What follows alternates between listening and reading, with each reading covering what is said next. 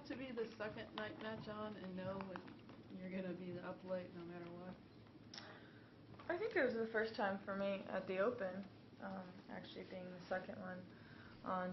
I'm not sure if, I think maybe in Miami, I was at the Sony Ericsson Open, I played second one night, but as far as in New York, I think this was probably the latest time I started, so it was good that I finished quickly enough, yeah. What is the difference between being on the court at 12 a.m. versus noon?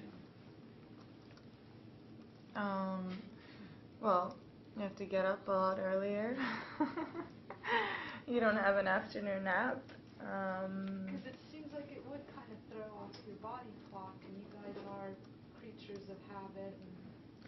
Yeah, but I think we're also quite used to adjusting, and that's a big part of our sport is adjusting to whatever comes our way, and whether it's the time of a match or opponents or conditions on the court. It's just something that I think that's one of the toughest things in our sport is sometimes never know what you're exactly going to get.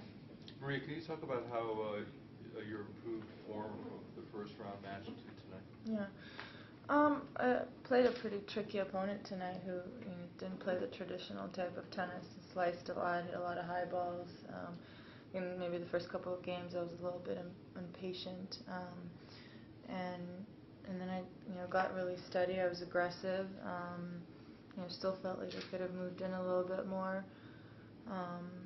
But overall, I played a lot solid and much better than the first one. 14 to 16 from the net, apparently. You were very successful on your forays to the net. 14 to 16 points apparently converted, so it seemed like you were pretty sure. I guess. Not sure. I'm assuming you were surprised, like everybody hearing the news about Venus today, and what she has could be fairly serious. If she doesn't play much tennis, what do you